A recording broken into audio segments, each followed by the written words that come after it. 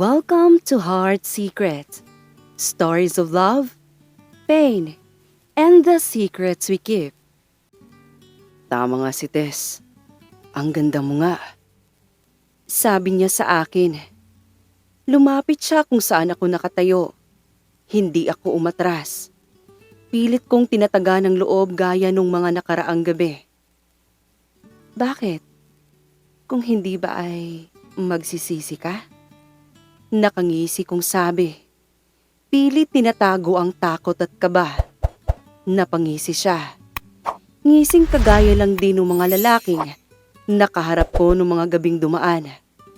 Uhaw, sabik, at walang sinasanto. Pinaglakbay niya ang mga kamay sa aking braso. Depende. Magandang araw po sa inyong lahat. Itago niyo na lamang po ako sa pangalang Clea. Gusto kong ikwento sa inyo ang isang bahagi ng buhay ko na matagal kong itinago. Isang bahaging pilit kong nililibing sa bawat dasal. Pero lagi at laging bumabalik. Hindi ko naman talaga ginusto. Pero minsan, paggipit ka, parang wala ka ng ibang mapagpipilian. Lumaki akong sanay sa hirap. Si Mama, tendera ng gulay sa palengke. Si Papa, wala na simula pa nung high school pa ako. Ako ang panganay, kaya ako rin ang sandigan. Pero kahit anong kayod ko, hindi pa rin sapat. Lalo na nang magkasakit si Mama. Naalala ko pa yung araw na yon. Mainit, maingay sa labas. Pero sa loob ng bahay namin, ramdam ko ang bigat ng hangin. Anak, mahina ang boses ni Mama habang nakahawak sa dibdib niya. Huwag ka munang pumasok muna. Masakit ang dibdib ko. Baka kailangan ko nang magpatingin. Napahinto ako sa pag-aayos ng gamit. Sige po, Ma. Magpahinga ka lang ha. Ako na muna bahala mamaya. Ngumiti siya ng pilit. Pero nakita ko sa mga mata niya ang takot. At doon ko rin naramdaman na baka may mas malala pa kaysa inaakala namin. Kinagabihan, habang binibilang ko ang natitirang pera sa pitaka, napatingin ako sa mga resibo. Utang sa butika, bayad sa kuryente, at listahan ng gamot ni Mama. Nakakalunod. Doon dumating ang isang mensahe sa messenger. Si Liza, kaklase ko noon sa kolehiyo. Clea, gusto mo bang kumita agad? Legit to, pang-emergency lang. Hindi ko agad sinagot. Pero maya-maya, nag-message ulit siya. Escort, safe naman, companionship lang, walang pilitan. Napailing ako. Escort? Natawa pa nga ako ng mahina. Pero hindi rin nagtagal. Napalitan ng katahimikan yung tawa ko. Kasi sa totoo lang, wala na akong ibang mapagkukunan. Kinabukasan, habang tulog si Mama, nakatitig lang ako sa cellphone ko. Paulit-ulit kong binabasa yung chat ni Liza. Isang dasal ang lumabas sa labi ko. Lord, ano bang gagawin ko?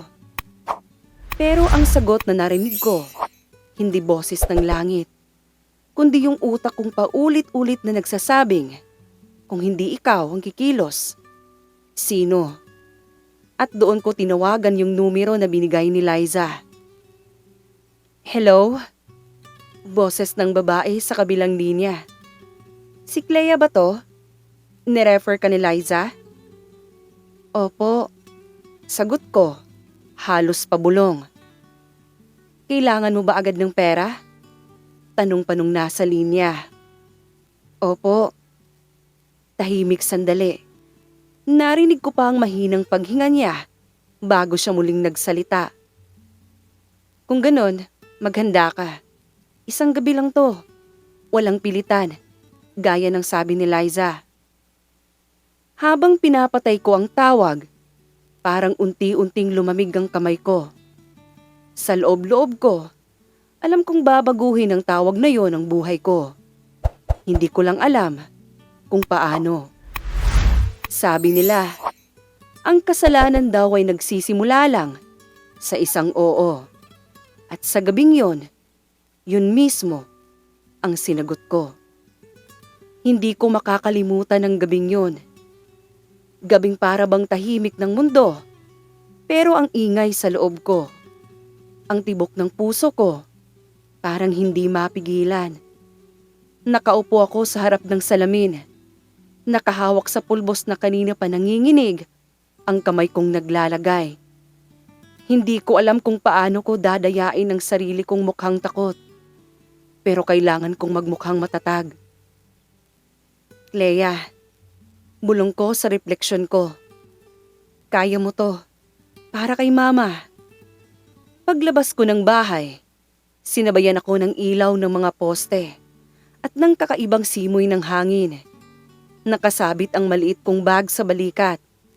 Doon nakalagay ang lahat ng lakas ng loob na natira sa akin.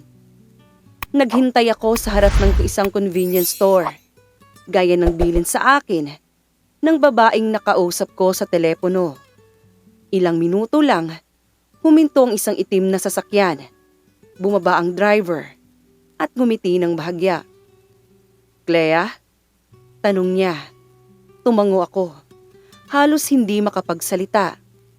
Sumakay ka. Dadaan tayo sa hotel. Doon ka makikipagkita.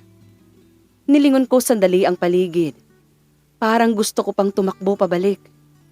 Pero ang tinig ni mama sa isip ko, ang hinga niyang hirap, at ang resibong nakalagay sa bulsa ko, yun ang pumigil sa akin. Tahimik ang biyahe. Tanging ugong ng makina at mahinang patak ng ulan ang naririnig ko. Sa bawat kanto na dinaraanan namin, gusto kong bumaba. Pero hindi ko magawa. Pagdating namin sa harap ng isang hotel, tumigil ang sasakyan. Mabilis akong tinapik ng driver. Doon ka sa lobby. May maghihintay sa'yo sa loob. Si Ma'am Tess. Siya ang mag-aasikaso. Pagpasok ko, sinalubong ako ng malamig na aircon at ng mga ilaw na masyadong maliwanag. May babaeng nakaupo sa sofa. Maayos ang ayos. Halatang sanay na sa ganitong mga eksena. Clea? Ngumiti siya. Ako si Tess. Huwag kang kabahan ha. Una lang to. Kapag tapos na, madali na lahat.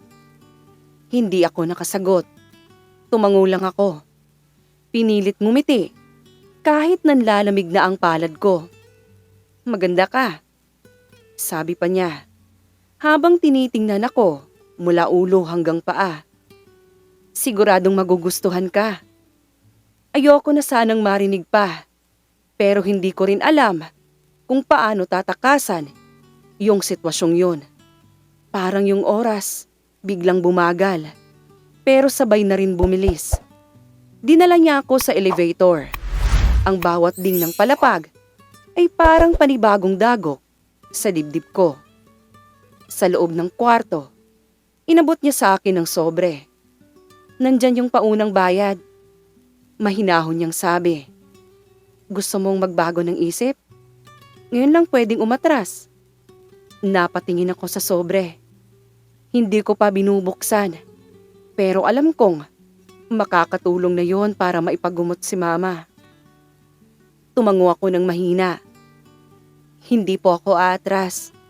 At doon, sa unang pagkakataon, naramdaman kong unti-unting nagiging iba ako. Parang si Clea, na dati yung simpleng batang may pangarap, unti-unting binabalot ng takot at pangangailangan. Minsan, hindi mo alam kung kailan mo sinimulang talikuran ang sarili mo. Ang alam mo lang, kailangan mo ng pera at kailangan mong mabuhay. Pagkapasok ko ng kwarto, bumungad sa akin ang malawak na espasyo. Napatingin ako sa malinis at malaking kama sa gitna. Gusto kong umiyak at magwala. Ngunit paulit-ulit na rumihistro ang mukha ni Mama at ng mga kapatid ko sa aking utak. So, you're Clea? Gulat akong napalingon sa lalaking kalalabas lang mula sa banyo. Napaiwas ako ng tinginang makitang hubad ang itaas na parte ng kanyang katawan at natatakpan lang ng tuwalya ang ibabang parte nito. Come. Aniya. Iminuwestra ang silya na sa tabing kama. Napatitig ako sa mukha niya. Tingin ko'y mga nasa late 30s lang siya. May tattoo sa kaliwa niyang braso at may hikaw sa kaliwang tenga. Mabilis ang takbo ng oras. Tila naging blur sa akin ang lahat na nangyari ng gabing yun. Hindi niya ako pinilit, pero hindi rin ako humindi. Hindi lang ang pagkababae ko ang nawasak, kundi maging ang moralidad at dignidad ko bilang babae. Dati ay pinagdasal kong ibigay ang sarili sa lalaking pakakasalan ko. Ngunit nung gabing yon ay naibigay ko sa lalaking maging pangalan ay hindi ko alam. Pagmulat ko kinabukasan, ramdam kong mabigat pa rin ang dibdib ko. Parang may bato na nakadagan. Mag-isa na lamang ako sa kwarto. Tahimik sa paligid. Tanging tunog ng bentilador at mahihinang yabag sa labas ng hotel koridor ang naririnig ko. Nakasandal ako sa headboard. Nakatitig sa kisame. Hindi ko alam kung ilang minuto akong ganun lang. Parang gusto kong umiyak. Pero wala nang luha na lumalabas. Maya-maya, kumatok si Ma'am Tess. Clea, nandyan ka pa ba? Tumayo ako. Inayos ang sarili. Opo, ma'am. Pagpasok niya, nakangiti siya. Parang walang nangyari. Ayos lang ba ang lahat? Tumango ako. Kahit hindi totoo. Opo. Inabot niya sa akin ng isang sobre. Ito yung kabuuang bayad. Magpahinga ka muna. Baka kailangan mo ng oras para mag-isip. Kinuha ko yung sobre. Mabigat siya. Hindi dahil sa laman, kundi dahil sa kung anong ibig sabihin ng perang yon at kung ano ang ipinalit ko para makuha ang halagang yon. Pag-uwi ko, sinalubong agad ako ni Mama. Nakahiga siya sa kama. Pero nakita ko sa mukha niya ang pag-asa nang makita akong may dala. Anak, mahina niyang sabi. Saan mo nakuha ang pera? Ang dami niya na. Pinilit kong ngumiti. May nagpautang po, Ma. Kaklase ko dati. Pinahiram lang. Tumitig siya sa akin. Parang gusto niyang magtanong pa, pero hindi na. Salamat anak. Mabait talaga ang Diyos. Pagkasabi niya nun, napayuko ako. Kasi alam kong hindi Diyos ang pinagmula ng perang yon. Ako na piniling ibenta ang sarili para lang mailigtas siya. Kinagabihan, habang natutulog si Mama, lumabas ako sa labas ng bahay. Umupo ako sa harapan at tiningnan ng mga bituin. Bakit ganon? Ang liwanag nila. Pero nawala na ang saya ko kapag tinititigan sila. Sa isip ko, naririnig ko pa rin ang boses ni Tess. Kapag tapos na, madali na lang lahat. Pero hindi pala totoo yun.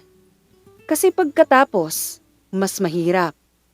Hindi dahil sa nangyari, kundi dahil sa kung ano ang iniwan nito sa konsensya mo. Kinabukasan, nagpadala ulit ng mensahe si Liza. Clea, okay ka lang? Sabi ni Ma'am Tess, maganda raw feedback mo. Gusto mo bang sumunod na client? Tinitigan ko lang ang screen ng cellphone ko.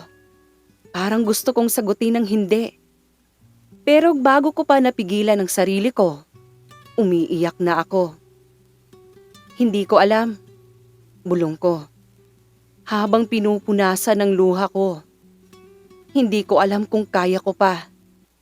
At sa gabing yon, doon ko unang na-realize na minsan Ang pinakamahirap na laban ay yung hindi nakikita ng iba. Yung laban sa pagitan ng pangangailangan at ng sarili mong kaluluwa. Hindi ko na uulitin. Hindi ko na pipiliin pang isakripisyo ang aking dignidad para sa pera. Iyon ang sabi ko sa sarili. Pero mali ako. Nang sumunod na mga araw, ay tila mas hinahamon pa ako ng pagkakataon. Clea, kailangan niyo na mabayaran ng mama mo ang utang niyo sa akin. Clea, pakisabi sa mama mo ilang linggo na yung utang niya. Clea, pakibayaran na yung utang niyo sa akin. Clea rito, Clea roon. Utang dito, utang doon. Yung kita ko nung gabing lubos kong kinamumuhian ay sapat lang ipambayad sa gamot ni mama at mga bayarin sa kuryente at tubig. Sa totoo nga lang ay kulang pa. Ano pa bang ikinakatakot ko? Kung natapakan na rin man lang ang pagkababae ko. Nakakatakot na ani ko sa harap ng salamin. Kapit patalim. Iyan ang ginawa ko. Nilunok ko ang natitirang kumpiyansa sa sarili at tuluyang binasura ang dignidad na sinasabi. Maganda ka nga, sabi ng lalaking kaharap ko. Pinaglakbay niya ang mga palad mula sa aking leeg, pababa. Bakit? Kung hindi ba ay aatras ka? Mapang-uyam kong sabi. Napangisi siya. Ngising walang pinagkaiba sa mga lalaking nakaharap ko na. Depende. Kung magaling sa kama. Hanggang sa natagpuan ko na lamang ang sariling nakabalot ang katawan ng kumot. Thanks. That was a great performance. Nakangisi nitong sabi habang sinusuot pabalik ang kanyang mga saplot. Nang maiwan akong mag-isa, ay mas naramdaman kong muli ang bigat, ang pagsisisi at ang pandidiri sa sarili. Hindi na ako nasanay. Pang ilang beses na ba to? 4? 5? 6? Nakakabaliw. Nakakapanlumo. Nakakamatay. Lumipas ang mga araw para akong ibang tao. Tahimik ako sa bahay. Laging tulala. At madalas mapatingin sa mga kamay kong parang may bigat. Hindi ko alam kung may nakikita ba si mama sa mga mata ko. Pero tuwing nagtatanong siya, hindi ko kayang tumingin ng diretsyo. Anak? Tawag niya isang umaga, habang nakahiga sa kama. Kumain ka muna. Huwag mong pabayaan ang sarili mo. Tumango ako at ngumiti ng pilit. Opo ma, mamaya po. Ngunit sa totoo lang, halos wala akong ganang kumain. Parang lahat ng lasa nawala kasabay ng kapayapaan ko. Minsan, habang naghuhugas ako ng pinggan, napapahinto ako. Laging bumabalik sa isip ko yung mga sandaling yun. Yung oras na sinabi kong oo, kahit dapat hindi. Hindi ko naman ginusto. Gusto ko lang mailigtas si mama. Tunay man, unti-unting bumabalik sa normal ang kalagayan ni mama. Unti-unti na ring nababayaran ang mga utang niya. Nakangiti na siya. Nakakabango na. At sa bawat ngiti niya, mas lalo akong nilalamon ng guilt. Salamat anak, sabi niya isang gabi. Kung hindi dahil sa'yo, ewan ko kung nandito pa ako. Napayuko ako. Wala yun ma, basta okay ka na. Pero anak, may pag-aalala sa boses niya. Napansin kong malungkot ka nitong mga araw. May problema ba? Alam kong hindi siya kumbinsido. At alam kong may agam-agam siya sa tuwing nagkakapera ako ng ganung halaga. Ang lagi ko lang sinasabi, nagkarakit lang ma. Alam kong pinipilit niya lang din ang sariling paniwalaan, ang panganay niya. Nang oras na yon, gusto kong sumagot. Gusto kong sabihin sa kanya ang totoo. Pero paano? Paano ko sasabihin na nasira ko ang sarili kong tingin sa sarili para lang sa kanya? Kaya ngumiti na lang ako ulit.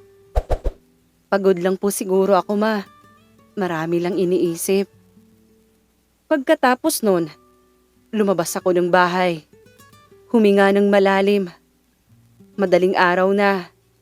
Tahimik ang paligid. Ang lamig ng hangin. Pero mas malamig pa rin ang loob ko. Habang nakatingin ako sa langit, bigla kong naramdaman yung takot na baka hindi ko na maibalik yung dating ako. Yung Clea na masigla, masayahin, puno ng pangarap, ngunit parang naiwan na sa mga nakaraang gabi na ayaw ko nang maalala. Minsan, nagdadasal pa rin ako. Pero sa bawat dasal, naririnig ko rin yung maliit na boses sa loob ko na paulit-ulit na nagtatanong, hanggang kailan mo itatago to? Hanggang kailan ka tatakbo sa sarili mong anino? At sa totoo lang, hindi ko alam ang sagot. Ang alam ko lang, sa bawat pagising ko, parang unti-unti akong nilalamo ng katahimikan. Minsan, kahit maliwanag ang paligid, pakiramdam ko, nasa dilim pa rin ako. At yung dilim na yon, ako pa rin pala ang lumikha. Minsan pala, hindi mo agad mararamdaman kung kailan nagsisimulang gumaan ang bigat. Isang araw lang, mapapansin mo na lang, hindi na ganun kabigat ang dibdib mo. Pero hindi ibig sabihin na wala na. Baka sanay ka lang dalhin. Isang buwan na mula nang gumaling si Mama, bumalik siya sa pagtitinda. Pero ako, hindi pa rin bumabalik sa dati kong sigla. Hanggang isang araw, habang nag-aayos ako ng mga gulay sa pwesto namin, may lumapit na babae. Clea, ikaw ba yung batchmate ko noong kolehiyo? Napalingon ako. Isang pamilyar na ngiti ang bumungad sa akin. Ira? Tumawa siya. Ako nga. Grabe. Hindi kita agad nakilala. Kumusta ka na? Sandaling natahimik ako bago sumagot. Ayun, buhay pa rin. Alam mo, naghahanap kami ng part-time sa munisipyo. Sabi niya, data encoder lang. Flexible ang oras. Gusto mo bang subukan? Ikaw agad naisip ko. Para akong natigilan. Matagal ko nang gustong maghanap ulit ng matinong trabaho. Pero lagi akong nauunahan ng takot. Baka makilala ako ulit bilang yung Clea na minsang nagkamali.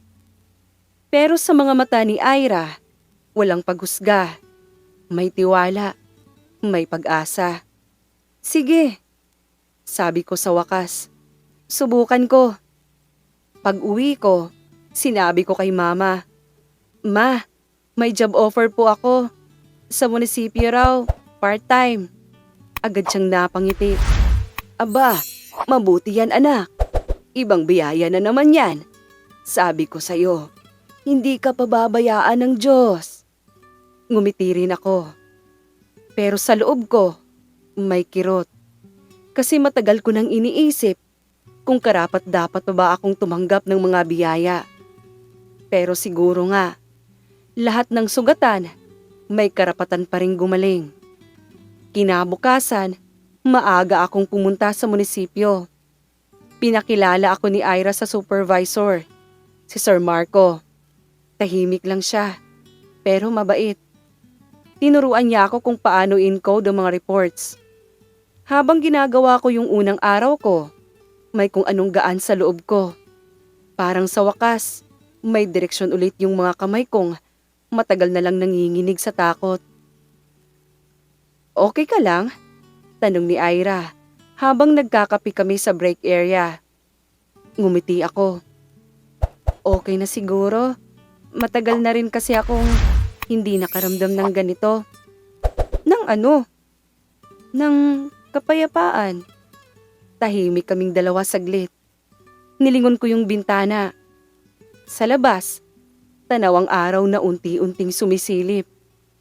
At doon ko naramdaman na kahit pala gaano kadilim ang pinagdaanan mo, darating din yung araw na matutunan mong ngumiti ulit.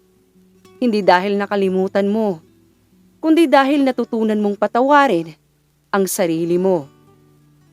Ngunit hindi ko naman matatakasan ng mga araw na bigla pa rin akong matitigilan. Yung tipong tahimik lang ako sa mesa, hawak yung tasa ng kape, tapos biglang sasalubungin ng alaala. Hindi ko naman sila pinapansin. Pero parang laging may pinto sa isip ko na marahang bumubukas kapag kalmado na ang lahat. Noong mga panahong yon, medyo nakakagaan na sa pakiramdam ang trabaho ko sa munisipyo. Marunong na akong ngumiti sa mga tao.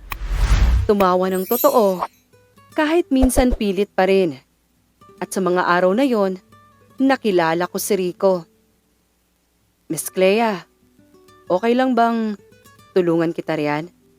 Tanong niya minsan habang nag-aayos ako ng mga papeles. Ngumiti ako. Sige lang, thank you. Si Rico yung tipo ng taong magaan kaagad pakisamahan. Hindi siya masyadong madaldal, pero marunong makiramdam. Minsan, sabay kaming kumain sa kantin. At kung minsan, naglalakad kami pa uwi hanggang sa terminal. Lagi kang tahimik, sabi niya minsan. Pero parang marami kang gustong sabihin. Napatingin ako sa kanya. Marami nga siguro pero hindi lahat kailangang sabihin. Ngumiti lang siya. Yung nginting hindi mapilit. Basta kapag dumating yung araw na gusto mong magsalita, nandito lang ako. Hindi ko alam kung bakit, pero ramdam kong totoo siya. At doon, parang may unti-unting nabubuo ulit sa loob ko. Yung tiwalang matagal kong itinago. Isang hapon, habang nag-aayos kami ng mga files, napag-usapan namin ng buhay. Alam mo, minsan naisip ko, sabi ni Rico, hindi naman talaga kasalanan ng madapa. Ang kasalanan lang siguro ay yung hindi ka bumangon. Tumingin ako sa kanya at para bang bigla akong napatigil. Kasi parang ako yung tinutukoy niya. Kahit hindi naman niya alam ang buong kwento. May mga bagay kasi, sagot ko, na kahit gusto mong kalimutan, sumasama pa rin sa bawat paghinga mo. Tumango siya. Oo, pero tandaan mo rin, hindi lahat ng alaala ay parusa. Minsan, paalala lang yun na tao ka at marunong ka ring magmahal, kahit nasaktan. Natahimik ako. Hindi ko alam kung dahil sa mga salita niya o dahil sa paraan ng pagkakasabi niya. Simple, pero dumiretso sa puso. Pag-uwi ko ng gabing yun, tumingin ako sa salamin. At sa unang pagkakataon, matapos ang matagal na panahon, hindi na ako lumingon sa refleksyong puno ng hiya. Nakatingin ako sa isang babaeng pagod man ay matatag. Isang babaeng marunong na ulit ngumiti nang hindi itinatago ang sugat. At doon ko na-realize, siguro nga, may mga taong ipinapadala para ipalala sa'yo na hindi pa tapos ang lahat. Ngayon, habang binabanggit ko ang lahat ng ito, parang nanunood lang ako ng pelikulang matagal nang natapos. Hindi na ako yung batang takot sa dilim o yung babaeng hindi makatingin sa sarili sa salamin. Ako na si Clea, isang babae na minsang naligaw pero natutong hanapin muli ang daan pabalik sa liwanag. May mga gabi pa rin na dumarating ang alaala. Yung mga tunog ng ulan, yung amoy ng lumang bahay. Minsan dala na nila ang mga aninong iniiwasan ko noon. Pero ngayon, kapag naririnig ko ang ulan, hindi na ako natatakot. Kasi alam kong tapos na ako sa bagyo. Isang umaga, nagpaalam ako kay Rico at sa mga kasamahan ko sa munisipyo. Sabi ko, gusto kong magpatuloy sa pag-aaral. Hindi ko man natapos noon, pero kaya ko pa rin simulan ulit. Ngumiti si Rico at sinabing, tama yan, Clea. Hindi kailanman huli para ayusin ang sarili. Pag-uwi ko, nadatnan ko si mama sa sala. Nagdarasal. Tahimik lang akong umupo sa tabi niya. Sabay kaming pinikit ang mga mata. At sa gitna ng katahimikan, doon ko naramdaman, pinatawad na ako ng mundo. At marahil pati ng sarili ko. Ngayon, kung sakaling may mga babaeng nakikinig ngayon, o mga lalaking dumaan din sa ganitong dilim, gusto kong sabihin ito. Hindi mo kailangang ikahiya kung minsan kang nadapa. Hindi mo kailangang itago kung minsan kang nagkamali. Ang mahalaga, bumangon ka. Ang mahalaga, natuto ka. Kung sa ngayon, hindi mo pa kayang magpatawad, ayos lang. Darating din yung araw na kaya mo na. Hindi mo kailangang madaliin ang paggaling. Minsan, ang paghilom ay parang pagsikat ng araw. Hindi biglaan, pero dumarating.